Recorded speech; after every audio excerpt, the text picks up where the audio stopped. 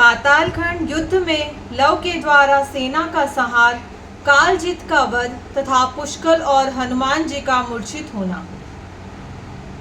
शेष जी कहते हैं, मुनिवर, अपने वीरों की भुजाएं कटी देख शत्रुघ्न जी को बड़ा क्रोध हुआ।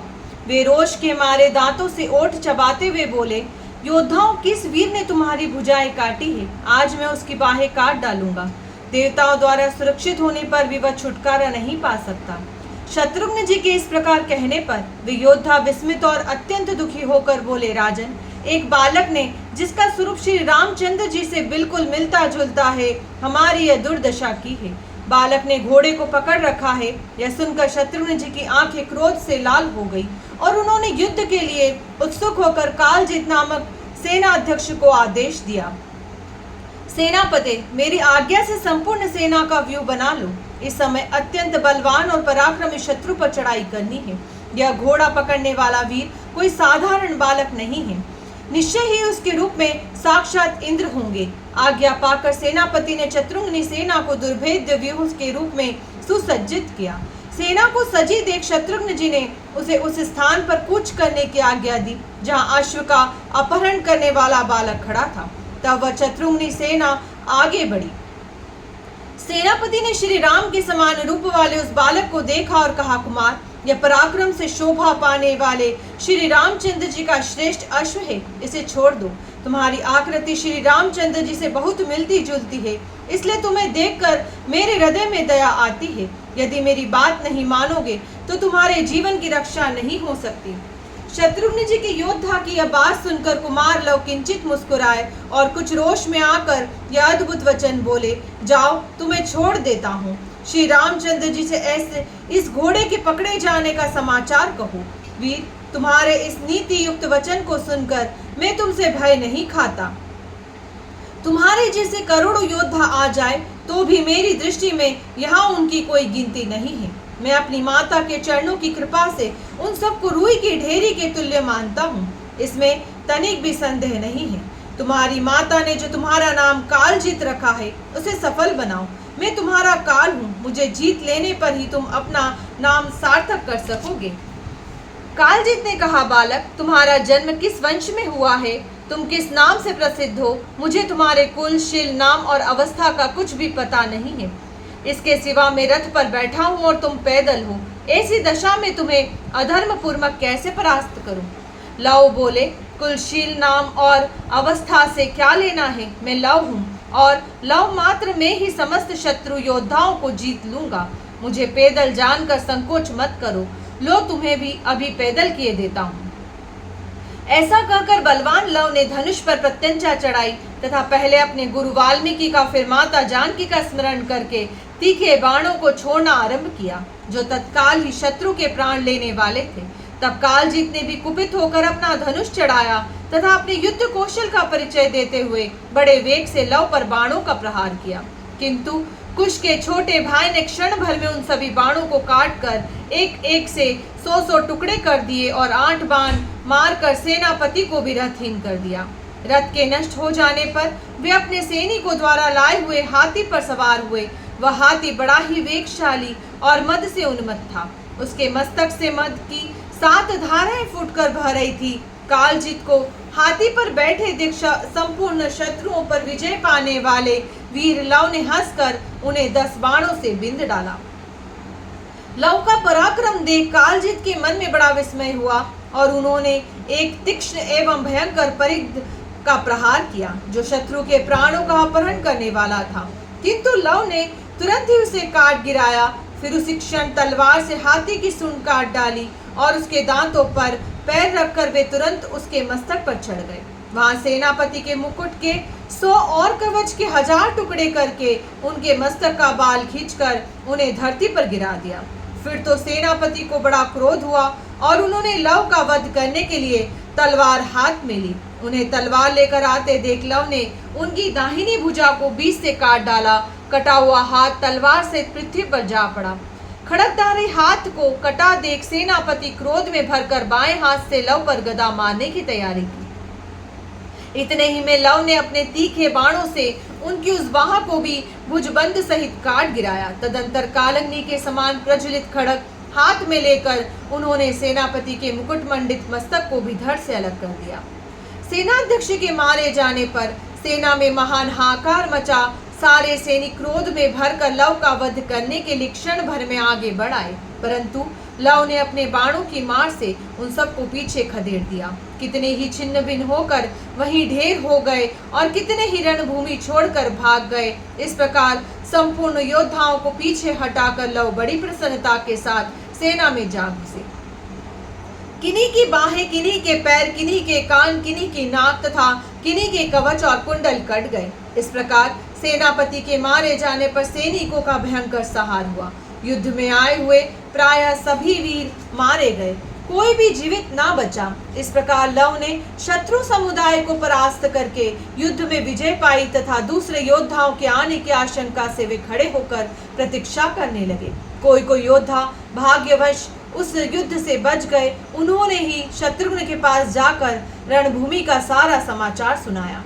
बालक के हाथ से कालजित की मृत्यु तथा उसके विचित्र रण कौशल का वृतांत सुनकर शत्रुघ्न को बड़ा विस्मय हुआ। वे बोले, वीरों, तुम लोग छल तो नहीं कर रहे हो? तुम्हारा चित्त विकल तो नहीं है? कालजित का मरण कैसे हुआ? वे तो यमराज के लिए भी दुर्धर्ष थे, उन्हें एक बालक कैसे परास्त कर सकता है? शत्रुघ्न की बात सुनकर खून से लथपथ हुए उन योद्धाओं ने कहा, राजन, हम छल या खेल नहीं कर रहे हैं, आप विश्वास कीजिए, कालजित की मृत्यु सत्य है और वह लव के हाथ से ही हुई है। उसका युद्ध कौशल अनुपम है। उस बालक ने सारी सेना को मथ डाला। इसके बाद अब जो कुछ करना हो कुछ खूब सोच विचार कर करें। जिन्हें युद्ध के लिए भेजना हो वे सभी श्रेष्ठ पुरुष होने चाहिए। उन वीरों का कथन सुनकर शत्रुघ्न ने श्रेष्ठ बुद्धि वाले मंत्री सुमति से युद्ध के विषय में पूछा। मंत्रीवर, क्या तुम जानते हो कि इस बालक ने मेरे अश्व का अपहरण किया है? उसने मेरी सारी सेना का, जो समुद्र के समान विशाल थी, विनाश कर डाला है। सुमति ने कहा, स्वामी, यह मुनिश्रेष्ठ वाल्मीकि का महान आश्रम है। क्षत्रियों का यहाँ निवास नहीं है।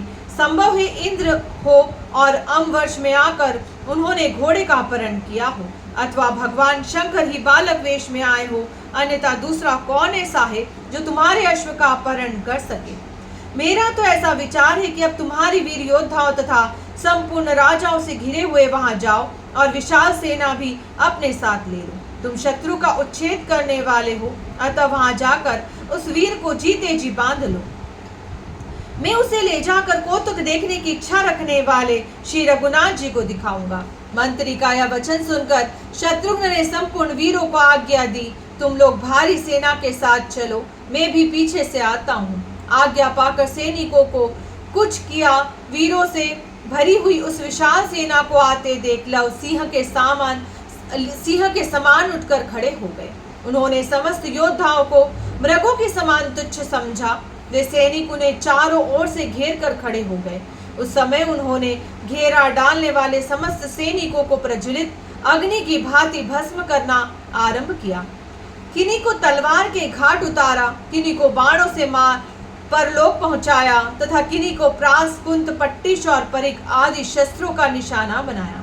इस प्रकार महात्मा लव ने सभी घेरों को तोड़ डाला। सातों घेरों से मुक्त होने पर कुश के छोटे भाई लव शरद ऋतु में मेघों के आवरण से उन्मुक्त हुए चंद्रमा की भांति शोभा पाने लगे। उनके बाणों से पीड़ित होकर अनेकों वीर धाराशायी हो गए। सारी सेना भाग चली। यह देख वीर वर पुष्कल युद्ध के लिए आगे बढ़े। उनके नेत्र क्रोध से भरे थे और वे खड़ा रह कहकर लव को ललकार रहे थे। निकट आने पर पुष्कल ने लव से कहा, वीर, मैं तुम्हें उत्तम घोड़ों से सुशोभित एक रथ प्रदान करता हूँ, उस पर बैठ जाओ। इस समय तुम पैदल हो, ऐसी दिशा में तुम्हारे साथ युद्ध कैसे कर सकता हूँ? इसलिए पहले रथ पर बैठो, फिर तुम्हारे साथ लोहा लूंगा।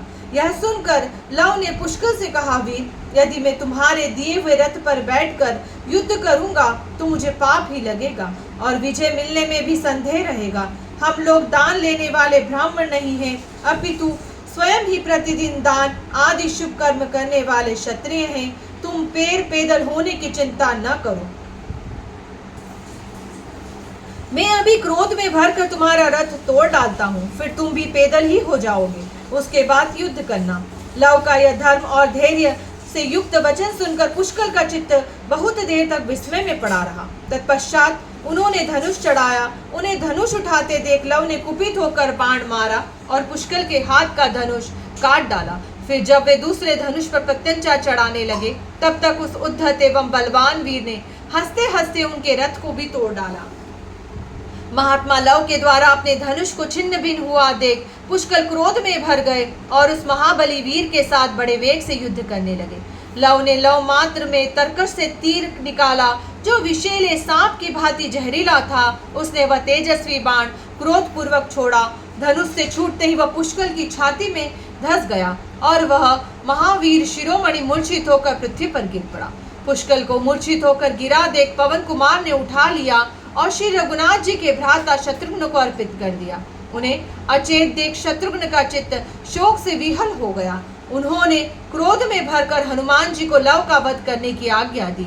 हनुमान जी भी कुपित होकर महाबली लव को युद्ध में परास्त करने के लिए बड़े वेग से गए और उनके मस्तक को लक्ष्य करके उन्होंने वृक्ष का प्रहार किया। वृक्ष को अपने ऊपर आते देख लव ने अपने बाण से उसको 100 टुकड़े कर डाले। तब हनुमान जी ने बड़ी बड़ी शिलाएं उखाड़कर बड़े वेग से लव के मस्तक पर फेंकी। शिलाओं का आघात पाकर उन्होंने अपना धनुष ऊपर को उठाया और बाणों की वर्षा से शिलाओं को चूर्ण कर दिया। फिर तो हनुमान जी के क्रोध की सीमा न रही। उन्होंने बलवान लव को पूंछ में लपेट लिया। यह देख लव ने अपनी माता जानकी का स्मरण किया और हनुमान जी की पूंछ पर मुक्के से मारा। इससे उनको बड़ी व्यथा हुई और उन्होंने लव को बंधन से मुक्त कर दिया। पूंछ से छूटने पर उस बलवान वीर ने हनुमान जी पर बाणों की बौछार आरंभ कर दी, जिससे उनके समस्त शरीर में बड़ी पीड़ा होने लगी।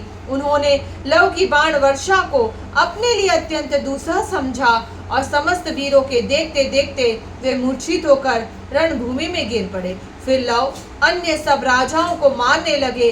वे बाण छोड़ने में बड़े निपुण थे।